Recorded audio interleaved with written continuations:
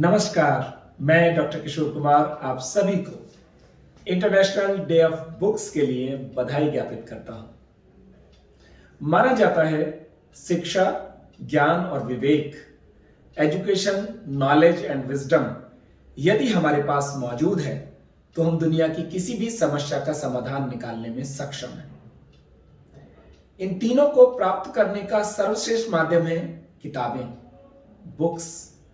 किताबों की अपनी एक दुनिया है जिसके संबंध में सफदर हाशमी ने कहा है, किताबें कुछ कहना चाहती हैं, तुम्हारे पास रहना चाहती हैं। किताबों में साइंस की आवाज है, किताबों में रॉकेट के राज हैं, हर एक इल्म की इनमें भरमार है। किताबों का अपना एक संसार है, किताबें कुछ कहना चाहती हैं, आपके पास रहना चाहती हैं।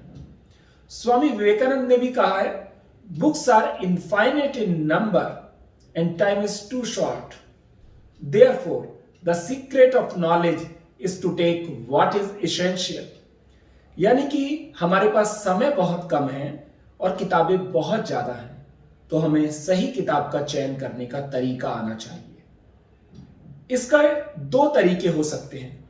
एक तो सरल तरीका है कि आप रेपुटेड राइटर की या रेपुटेड पब्लिशर की, प्रतिष्ठित लेखक और प्रतिष्ठित प्रकाशक की पुस्तक पढ़ें। यह एक सरल तरीका हो सकता है, लेकिन ये नवीन प्रकाशकों के, नवीन लेखकों के और कहें तो स्वयं के साथ भी अन्याय कर सकता है, क्योंकि कई बार नवीन लेखक, नवीन प्रकाशक कुछ ऐसा नया इनोवेटिव तत्व हमें प्रदान करते हैं जो हमारे लिए भी आवश्यक हो जाता है। फिर एक इसका क्लासिफाइड तरीका है जिसके माध्यम से आप समझ सकते हैं कि बुक रिव्यू कैसे किया जाता है। बुक रिव्यू करने की पहली जो प्री रिक्वेजाइट है वो यह देखना है कि पुस्तक विषय वस्तु में, संकल्पनाओं में, अपने डायमेंशंस में, यानी कि विभिन्न आयामों को कवर करने में सक्षम है, यानी कि पुस्तक पाठक को उस विषय विशेष पर जो उसका शीर्षक है सम्यक जानकारी देने में सक्षम है या नहीं। दूसरी आवश्यकता इस बात की है कि यह देखना कि पुस्तक अपनी प्रकृति में, अपनी नेचर में मौलिक यानी कि ओरिजिनल है या नहीं। कहीं ऐसा तो नहीं यह कॉपी कट एंड पेस्ट का हिस्सा हो।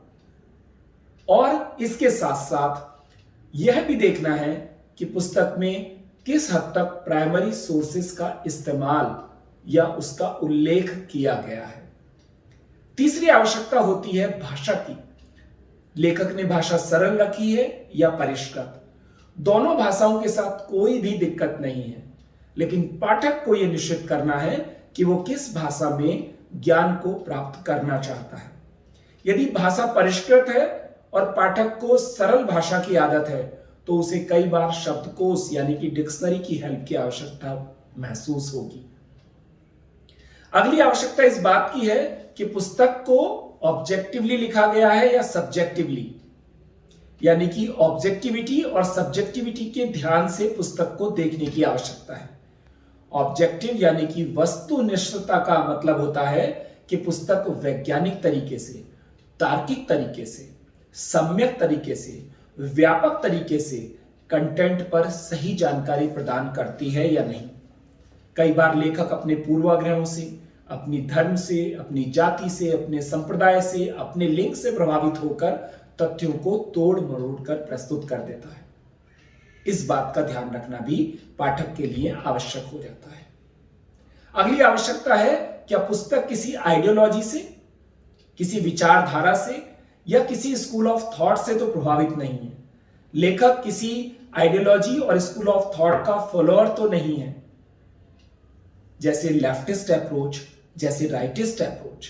ऐसे स्कूल ऑफ थॉट्स में इंपीरियलिस्ट अप्रोच यानी कि साम्राज्यवादी विचारधारा, मार्क्सिस्ट अप्रोच यानी कि मार्क्सवादी विचारधारा, नेशनलिस्ट अप्रोच यानी कि राष्ट्रवादी विचारधारा, सबाल्टर्न अप्रोच यानी कि उपाश्रयी विचारधारा, पोस्ट मॉडर्निज्म अप्रोच यानी कि उत्तर आधुनिकतावादी विचारधारा या फेमिनिस्ट अप्रोच, नारीवादी अप्रोच। तो यदि लेखक को यह पता है कि पुस्तक किस स्कूल ऑफ थॉट के आधार पर लिखी गई है तो वो उसके निष्कर्षों को सही परिप्रेक्ष्य में समझ पाएगा। यह भी हमारी आवश्यकता होती है। अगली आवश्यकता इस बात को समझने की है कि पुस्तक की सीमा क्या है, लिमिटेशन क्या है।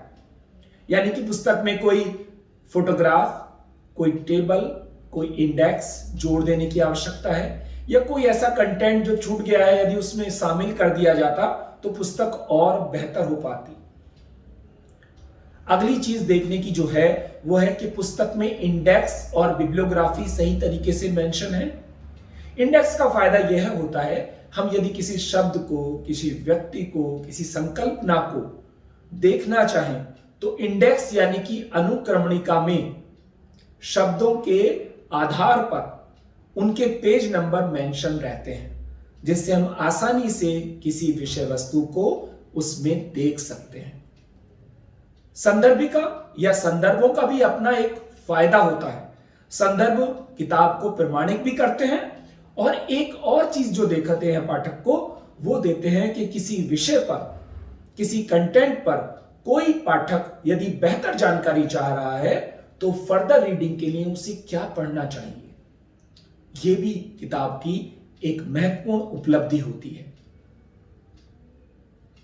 एक और चीज मैं कहना चाहूंगा कि यदि किताब की यूनिवर्सल अपील हो, चूंकि हायर एजुकेशन को यूनिवर्सिटी एजुकेशन कहा जाता है और यूनिवर्सिटी शब्द बना है यूनिवर्सल से, तो यानी कि जब उसकी वैश्विक अपील होगी तो किताब और भी बेहतरीन हो जाती है।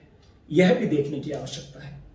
यूनेस्को ने इस वैश्विक परिप्रेक्ष्य में किताबों की दुनिया को, कॉपीराइट संबंधी मुद्दों को सेलिब्रेट करने के लिए 23 अप्रैल 1995 को पहली बार इंटरनेशनल डे ऑफ बुक्स को सेलिब्रेट किया। इस तिथि का चयन करते हुए इस बात का ध्यान रखा गया कि इस तिथि पर विभिन्न प्रतिष्ठित रेपुटेड राइटर्स के जन्म तिथि या पुण्य तिथियां मौजूद थी। तो ऐसे कलम के सिपाहियों को नमन करते हुए मैं पुनः आपको इंटरनेशनल डे ऑफ बुक्स के लिए बधाई ज्ञापित करता हूं। नमस्कार।